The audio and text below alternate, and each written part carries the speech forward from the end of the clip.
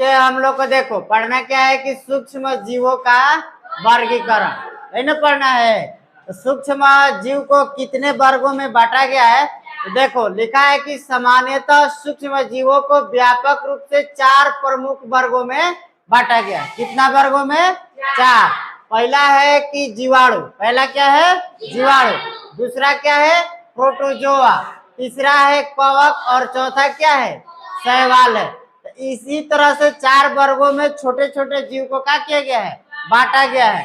नाम याद रखना क्या है कि पहला है जीवाणु, दूसरा है प्रोटोजोआ और तीसरा कवक और चौथा क्या है? शैवाल है। इन ही 4 छोटे छोटे जीव होते हैं जो हमें बीमार करने के लिए तैयार होते हैं। हमारे शरीर में यही सब क्या करते हैं? पहुंचते हैं, चाहे काटते हैं, यानी जिस माध्यम से पहुंचते हैं ये हमको क्या करते हैं? बीमार करने के लिए तैयार रहते हैं। प्यारे न रहते हैं। अब देखो मैंने लिखा है कि अतिरिक्त सूक्ष्म जीवों से भिन्न अति सूक्ष्म संरचना वाले विषाणुओं का भी एक वर्ग होता है। माने इसका भी एक वर्ग है। करे कि विषाणु अपनी संरचना एवं लक्षणों के कारण भिन्नता प्रदर्शित करते हैं। चूंकि उनमें व्यवस्थित कोशिकीय संरचना का अभाव होता वे सजीवों से भिन्न प्रतीत होते हैं, लेकिन अनुकूल परिस्थितियों में वे अपने परपोषी के शरीर में क्या करते हैं? वृद्धि, विकास और गुणन करते हैं। अतः वे सजीवों के समान भी प्रतीत होते हैं। वास्तव में विषाणु के संबंध में अभी तक यह स्थापित नहीं हो पाया है कि वे सजीव हैं या निर्जीव। कुछ वैज्ञानिक उन्हें सजीव और निर्जीव के बीच कड़ी या सीमा रेखा पर स्थित मानते हैं। विषाणु ऐसा जीव है जो ना तो हम उनको सजीव कह सकते हैं ना ही तो उसको निर्जीव कहते हैं। वो अगर हमारे शरीर के अंदर पहुंचता है तो वो सजीव की तरह कार्य करेगा। अगर किसी मान लो कि मुर्दा चाहे लकड़ी हो गया उसके शरीर में प्रवेश करेगा तो किसकी तरह कार्य करता है? निर्जीव की तरह। कौन कार्य करता है? तो विषाणु। कौन कार्य करता है? विषाणु कार्य करता है। लेकिन हर 4 गो के अलावा एक विषाणु है जो निर्जीव और किसके तरह कार्य करता है? सजीव के तरह कार्य करता है। ठीक है। हाँ, तो याद रखना कि 4 गो हमारे सूक्ष्म जीव का वर्गीकरण है। पहला हमारा क्या होता है? जीवाणु, दूसरा प्रोटोजोआ, कवक, शैवाल और हो गया ना। हाँ, आगे देखो, जैसे देखो यहाँ पे दिया है ना। देखो लिखा है कि एस्पाराइल जीवाणु है। दूसरा देखो क्षणनीमा, ये स्पाइरल जीवाणु जो छोटे छोटे जीव होते हमको दिखाई थोड़ी देगा। ये हम इसको देखने के लिए किसका इस्तेमाल करेंगे? सूक्ष्मदर्शी के लिए। इसको हम लोग देखने के लिए सूक्ष्मदर्शी का उपयोग करेंगे। ये जीवाणु का प्रकार है। जीवाणु का प्रकार क्या है? स्पाइरल। और दूसरा क्या है? क्षणनुमा जीवाणु। जो ये देखो ऐसे हाथ पर दिखोगे ना ये से वाले सूक्ष्मदर्शी से तो ऐसा ही दिखाई देगा ये सब। दूसरा देखो ये जीवाणु के प्रकार है 2। ये देखो। उसके बाद से देखो ये वाला शैवाल। ये वाला शैवाल के 2 प्रकार है कि क्लेमाइडोमोनास है। ये इस तरह से दिखाई देता है। देखो कैसे दिखाई दे रहा है। ये देखो ये स्पाइरोगाइरा है, दूसरा है अमीबा और तीसरा क्या है? पैरामीशियम। ये प्रोटोजोआ के प्रकार है। ये इसका प्रकार है और ये दोनों इसका प्रकार है। ये शैवाल का है और ये प्रोटोजोआ का प्रकार। तो प्रोटोजोआ का होता है मच्छर के, मच्छर होता है ना उसी तरह का ये होता है। ये देखो इसका ना पैर है। देखो सब दिख रहा है ना, ये सब पैर है। इसी से ये तुम्हारा पकड़ के खाएगा ये अमीबा। देखो इसका क्या करता है? अगर अपने शिकार को ये पकड़ेगा तो जानते हो क्या करेगा? धीरे धीरे जाएगा। ये मुंह दिख रहा है, यहाँ पर धीरे धीरे लेते लेते आएगा और इसी के अंदर ये प्रवेश करा के ये अपने शरीर के अंदर ले जाके पचा लेता है। इसका हाथ नहीं होता, इसका पैरे है पकड़ने के लिए भोजन। ये इसी तरह से भोजन को पकड़ के अपने अंदर क्या करता है? लेके चला जाता है और उसको पाचन की क्रिया में लेके चला जाता है। ये इसी तरह से दिखाई देता। और ये इसी का भाग एक होता है पैरामीशियम। और भी है जीवाणु, देखो यहाँ पे देखो, हाँ ये तुम्हारा कवक के प्रकार है। ये एक होता है यहाँ पर है और ये यहाँ पर। पहला देखो राइजोपस, जो कि ब्रेड मोल्ड पे रहता है। ये ब्रेड होता है ना, ये उस पे दिखाई देगा। और ये देखो जैसे काई देखे हो हम लोग, यहाँ देखो काई कहाँ पाए जाते हैं, जहाँ ठंडा नुमा जगह होता है वहां पे। जैसे कि कल हो गया, चाहे बारिश के दिनों में देखना कि पेड़ के नीचे ज्यादा पानी हो जाता है, कुछ दिन के बाद सूखने के बाद वहां पे काई जम जाती है। ये सब वहीं पाए जाते हैं तुम्हारा, जिसको हम लोग कवक कहते हैं। ये सब वहीं पे पाए जाते हैं।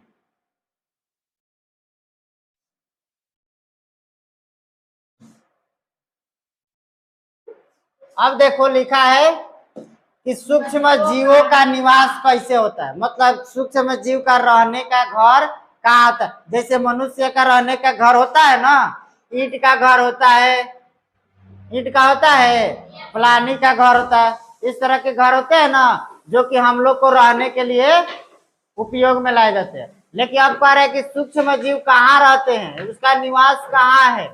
तो देखो कह रहे हैं कि सूक्ष्म जीव सभी जगह पाए जाते हैं। सभी जगह के मतलब वो हमारे चारों तरफ है। कहाँ पे है, हमारे चारों तरफ पाए जाते हैं। सूक्ष्म जीव हमारे चारों तरफ पाए जाते हैं। यहाँ कोई इसका घर ठिकाना नहीं, ये चारों दिशाओं में नीचे ऊपर जहां भी देखो तो सब के सब क्या दिखाई देंगे, सूक्ष्म जीव। हमारे आसपास हवा, पानी, मिट्टी, हमारे शरीर के अंदर बाहर सभी जगह ये सूक्ष्म जीव पाए जाते हैं। कहाँ कहाँ पाएंगे, हवा हो गया, पानी, मिट्टी, हमारे शरीर के अंदर और बाहर सभी जगह सूक्ष्म जीव अत्यंत विषम पर्यावरण, प्रतिकूल परिस्थितियों में भी पाए जाते हैं। करे कि बर्फीली चट्टान हो गए, गर्मी झरने, मरुस्थल, समुद्र की तली, दलदल आदि सभी जगहों पर ये सूक्ष्म जीव पाए जाते हैं। इनका कोई ऐसा जगह नहीं है कि जहां ये नहीं पाएंगे। ये हर जगह हर समय पाए जाते हैं, क्योंकि हमें तो दिखाई देगा नहीं। यहाँ पर भी है, जहां पर हम खड़े हैं यहाँ पर भी ये लोग है, लेकिन हमको दिखाई नहीं दे रहा है। तो हम इसको देखने के लिए किसका, माइक्रोस्कोप यानी सूक्ष्मदर्शी का उपयोग करते हैं। देखो ये कह रहा है कि कुछ सूक्ष्म जीव स्वतंत्र रूप से पाए जाते हैं, तो कुछ जीव जो होते हैं कि परजीवी या सहजीवी के रूप में दूसरों जीवों पर क्या रहते हैं, निर्भर रहते हैं। कुछ ऐसा जीव होता है जो स्वतंत्र यानी फ्रीडम होता है, और कुछ जीव होते हैं कि एक दूसरे पर निर्भर रहते हैं। जैसे कि कह रहा है कि अमीबा जैसे सूक्ष्म जीव अकेले स्वतंत्र रूप में पाया जाता है। वो एकमात्र ऐसा जीव है, छोटा सा सूक्ष्म जीव अमीबा, जो किसमें पाया जाता है, अकेला स्वतंत्र रूप में पाया जाता है। बाकी सारे जीव जो होते हैं, जबकि कुछ जीवाणु या कवक समूह या झुंड में पाए जाते हैं। जैसे कि अभी ना दिखाए थे कि ऐसे कवक था तुम्हारा, एथी था, क्या था यहाँ पे, अभी नाम दिखाए तुम लोग को फिगर एथी का, अमीबा का, ऐसे ही ना था, ऐसे ऐसे था। ये तुम्हारा ये अकेला पाया जाता है, लेकिन वही तुमको दिखाए हम जीवाणु। तो ये देखो ऐसे ऐसे करके एक साथ था ना सब, तो ये सब झुंड में, मतलब एक साथ बहुत सारे मिलके ये निर्माण होता है। लेकिन ये का है जो ये तुम्हारे पास अमीबा है, ये अकेला ही मात्रा रहता है। अब बताओ, हम तुम लोग को पढ़ा रहे हैं, तो तुम लोग झुंड में बैठे हो, तो ये तुम लोग जीवाणु की तरह कार्य कर रहे हो। हम अकेला पढ़ा रहे हैं तुम लोग को, तो हम किसके तरह, अमीबा की तरह है। हम अकेले हैं तुम्हारे लिए, और हमारे लिए तुम सब लोग जीवाणु की तरह दिखाई दे रहे हो। ऐसे ना है।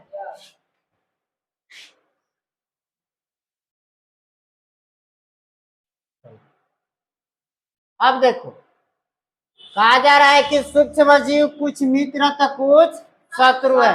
मन कह रहा है कि कुछ ऐसे सूक्ष्म जीव है कि हमारा दोस्त भी है तो हमारा दुश्मन भी, यानी शत्रु को दुश्मन कहते हैं। शत्रु को क्या कहते हैं? दुश्मन कहते हैं। अगर ये कोई सूक्ष्म जीव हमारे लिए लाभदायक है तो कुछ हमारे लिए हानिकारक है। तो वो कौन कौन से होते हैं? देखो, कहा जा रहा है कि हम तो जान चुके हैं पहले ही कि सभी जगह पे पाए जाने वाले सूक्ष्म जीव होते हैं।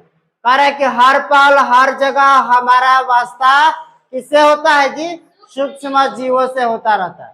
लेकिन आप सोच रहे होंगे कि सूक्ष्म जीव जब हमारे इतने करीब है तो हमें प्रभावित भी अवश्य करते होंगे। जरूर करते हैं, करते हैं ना। नहीं करेंगे तो हम कैसे रहेंगे, जिएंगे? हम बीमार क्यों पड़ते हैं? सूक्ष्म जीव के कारण ना।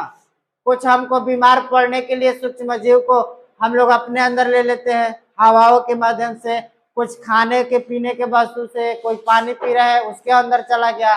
ये सब किसके लिए? सूक्ष्म जीव है। तो वो अगर जा रहा है तो हमारे लिए क्या है? हानिकारक है। दूसरा है कि हमारे लिए उपयोगी। जैसे कि आप सही सोच रहे हैं कि सूक्ष्म जीवों के इस अद्भुत संसार में कुछ सूक्ष्म जीव हमारे लिए क्या है? अत्यंत उपयोगी है। वे हमारे लिए मित्र की तरह कार्य करते हैं, मित्र की तरह रहते हैं। और दूसरे और कुछ सूक्ष्म जीव हमारे लिए बहुत ही हानिकारक है। माने कुछ जीव लाभदायक है तो कुछ जीव हानिकारक है। तो अनेक रोग जैसे भोजन वस्तुओं की बर्बादी के कारण हो जाते हैं सूक्ष्म जीव। मैंने कह रहा है ना कि कुछ जीव होते हैं कि भोजन और वस्तुओं की बर्बादी के कारण हो जाते हैं। अब बताओ जी, टाड़ा एगो देखे हो तो तुम लोग, टाड़ा तो दिखाई देता है जो पेड़ में लगा रहता है। अब बताओ कि वो पेड़ को खाता है तो वो हमारे लिए लाभदायक है कि वो हानिकारक है? हानिकारक है ना।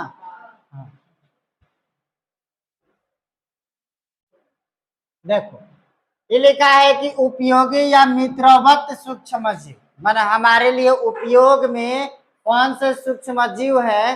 देखो, कह रहे कि बहुत सारे सूक्ष्म जीव हमारे उपयोगी मित्र है। हमारे दैनिक जीवन में घरेलू से लेकर औद्योगिक उत्पादन प्रक्रियाओं में सूक्ष्म जीवों का महत्वपूर्ण स्थान है। औषधि निर्माण, रोग प्रतिरोधक टीका जैसे चिकित्सकीय क्षेत्र, कृषि, मिट्टी उर्वरता बढ़ाने, पर्यावरण की साफ सफाई रखने में सूक्ष्म जीव की क्या है? भूमिका है ना। देखो यहाँ पे कि आदि में सूक्ष्म जीवों की महत्वपूर्ण भूमिका है। आइए हम सूक्ष्म जीवों की कुछ उपयोगिता की जानकारी प्राप्त करें। अब देखो, हमने देखा कि घरेलू है, मिट्टी में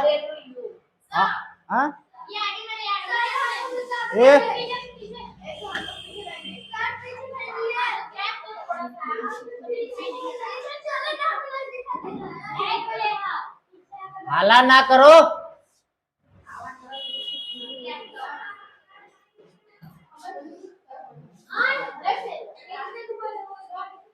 अब देखो, फिर हाला कर रहे तू लोग।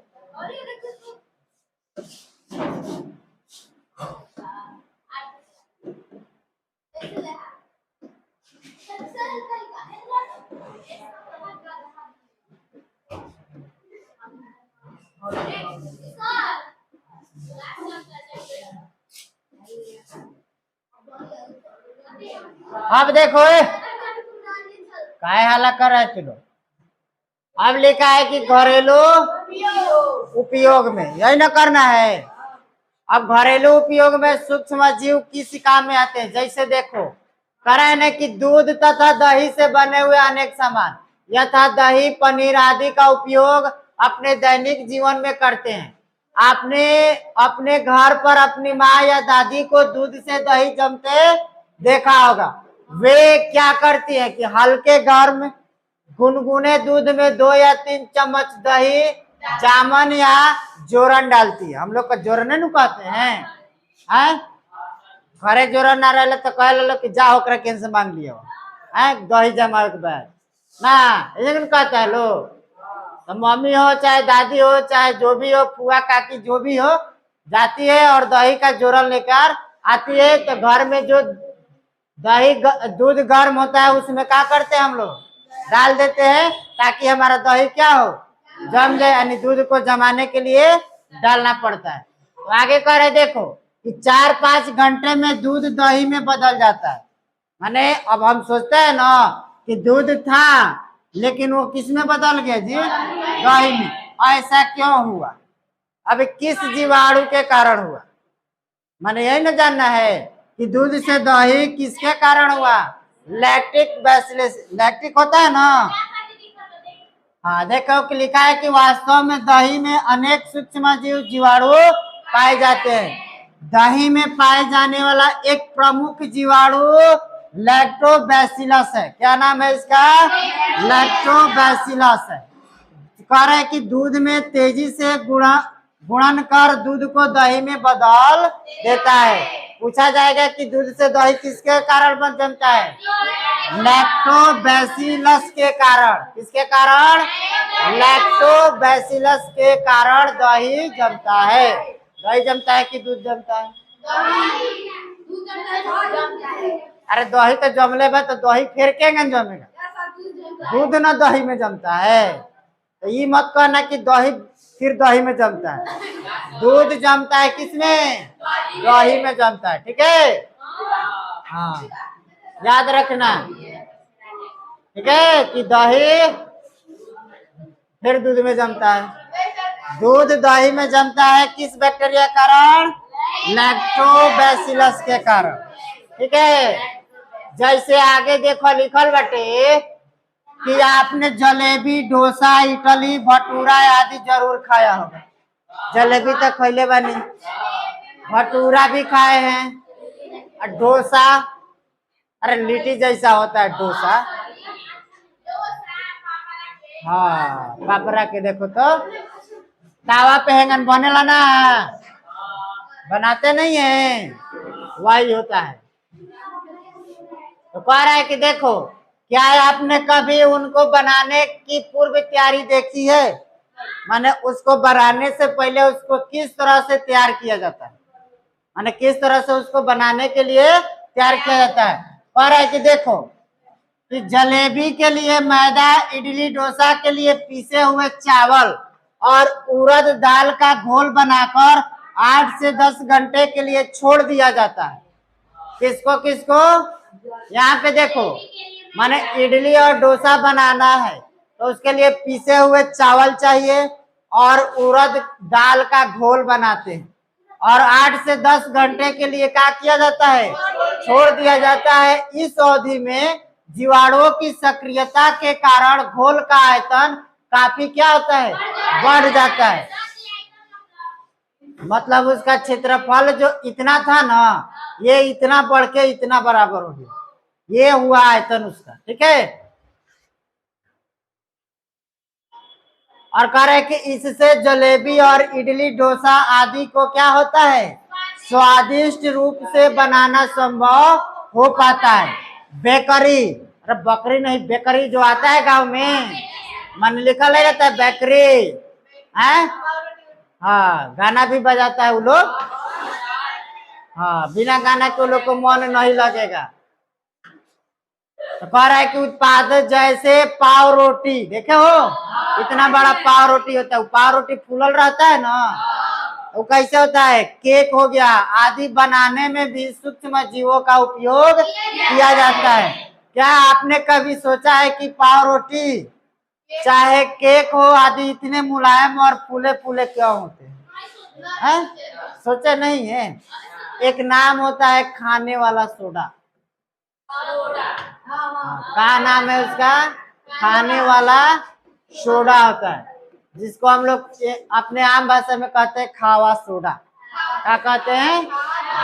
हाँ, उसको तैयार करने से पहले मैदे में मिलाकर उसको घोल बना लिया जाता है ताकि पाव रोटी आसानी से मुलायम और फूल सके। हाँ जैसे पुआ हो गया, पुआ नहीं पुआ। ठीक है,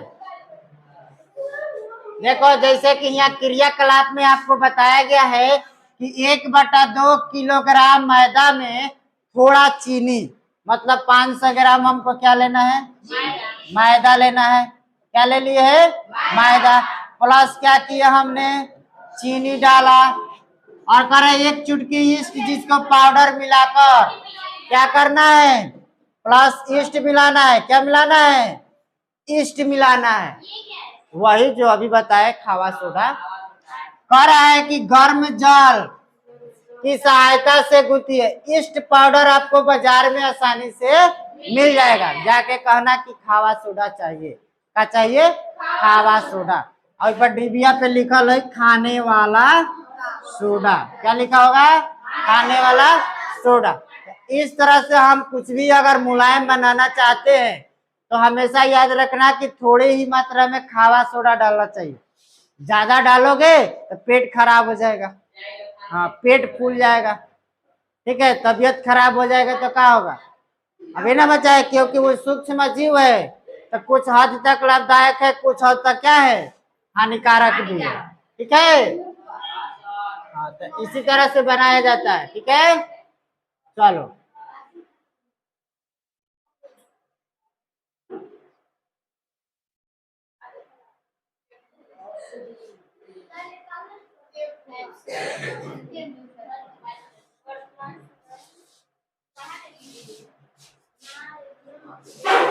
रोकेगा वीडियो हुआ हो बाबू? वीडियो रोक, रोकना है, रोकना है।